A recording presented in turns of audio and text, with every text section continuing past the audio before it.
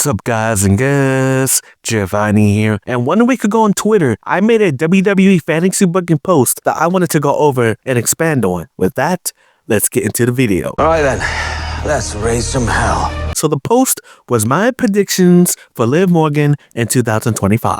1. Liv versus Alexa / Liv and Raquel either getting the tag titles from Bianca and Naomi before Mania or at Mania. Number 2. Liv versus Charlotte at SummerSlam. 3. Liv versus Raquel at Survivor Series. So, as Cody Rhodes would say, let's talk about it. 1. I made match cards videos before, and I thought I could finally see Liv versus Alexa this year. But that's not going to be the case because Alexa moved to SmackDown. With that change, I think it will now be Liv versus Rhea versus Io. With what's happening right now, it makes sense. I really don't want to see Liv being in another tag match at Mania. Someone else could get the tag titles, but I wouldn't complain if she got the titles and then walk into the triple threat match as a tag champion. I would then have Liv leave Mania as double champion. Number 2, I want to be clear. I want Tiffany to retain against Charlotte at WrestleMania, but she cashed in her Charlotte in the bank contract and she never loses. Liv versus Charlotte would be a great story. Charlotte set up the dominoes and Rhea pushed the dominoes into what Liv has become today. And you know how some stories are. It's all about going back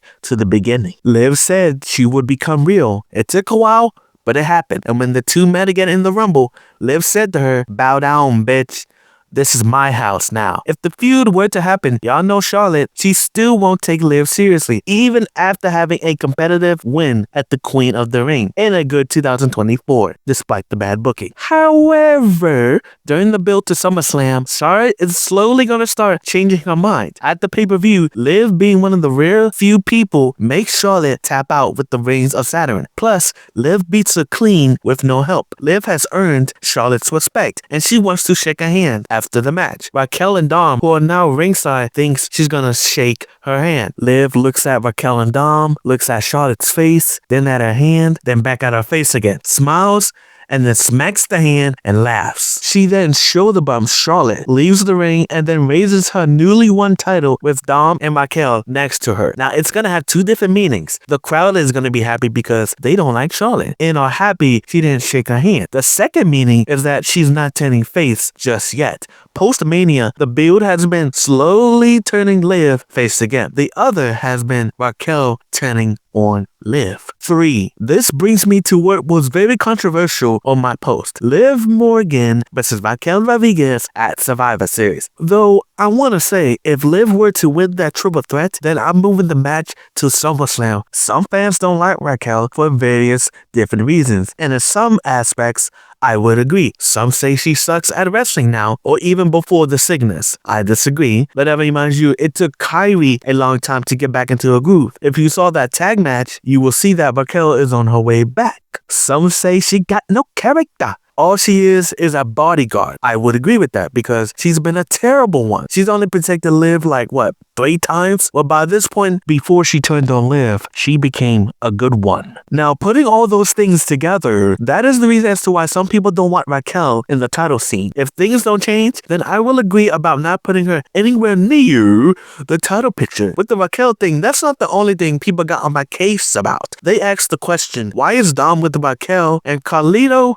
Well, why is he with Liv? First, we need to back it up a bit. For the longest time, I've been saying that the Judgment Day will come to an end. The Raw after WrestleMania 41. It would be like this. Edge in AEW, R-Truth doing his thing. Finn and JD will be like Imperium, a tag team, but mostly are singles wrestlers. Rhea, Priest, Liv, Raquel, Dom, and Carlito are singles wrestlers. Ain't happening. The final form would be Dom the leader, Liv the co-leader, Raquel the bodyguard, Carlito does cool things, and it's the fixer. You will know these 4 together is the very last Judgment Day version. The story of the Judgment Day is over. 2022 to 2025. Bringing it back with who's with who. I have to explain why Liv versus Raquel is even happening. So as previously said, Liv has been slowly turning face again while teasing Raquel turning on Liv. Raquel has been getting jealous of Liv and being in the spotlight. Plus, not being as evil as he should be. She wants all that for herself. Liv and Dom had been having couples problems. There would be teases along the way. Dom would be on the side of Raquel during Liv and Raquel's entrance. Raquel and Dom would show up late to Liv's matches, among other things. After having a title defense against her now former best friend Sarah Logan, Raquel would snap and attack Liv. Dom laughs while Carlito is shocked about the situation. There's an in-ring segment between the four of them. Liv will say, "Why, Raquel? Why?" Raquel will explain that she wants all the glory for herself, just like in NXT when Raquel turned on Rhea. She blames Liv for losing the tag titles. Liv and Raquel broke the record for holding the women's tag titles the longest, so Liv was double champion at one point. Raquel will also blame Liv for all the various reasons people don't like her. Liv would tell Raquel that being with her made her more mean and ruthless, and it changed her to the point she lost her friend Sarah. Liv would start crying and say, "Who took you to the hospital and visited you at home when you had that skin health problem?" Oh, that's right, me. Now, she would start checking on Raquel because of her job. This would keep in the continuity that Liv did not know Raquel was returning at Bad Blood. For Dom, I don't have a reason. Y'all could think of one for yourself. But Liv will say to Dom, was it because she was trying to change him like Rhea? But he says no. Getting back to the question, Carlito is with Liv is because he was showing compassion, kindness, making her laugh, showing his listening skills, able to rely on him, show up to her matches when Raquel and Dom weren't around or showed up late. Dom will call all this out. "What are you doing, Carly? She's half your age. I bet you can't even get it up. It's not the 2000s anymore, old man." Another reason I put Liv and Carlito together is because Carlito has always got the blonde. We gotta keep that streak going. For me, the only reason Carlito was hollering at Raquel was out of respect for Dom. Raquel was his second choice. Raquel for the longest time was playing hard to get, and they did get together, but Raquel was only using him. With all this drama, Michael Cole and Pat McAfee would feel sad as they were always instigating breaking them up. However, that's only because they knew the type of people Raquel and Dom weren't, so they wanted to get Liv away from them. Rhea would talk about the drama and say, "I told Liv at the Netflix kickoff, I think that she is a backstabbing friend, and I honestly think that Liv should watch her back." I really do feel bad for her, and I hope she beats her at Survivor Series. I will point out, Raquel turning on Liv was foreshadowed a long time ago if you think about it. Oh my god, you know how many times I've been like betrayed in tag teams and all?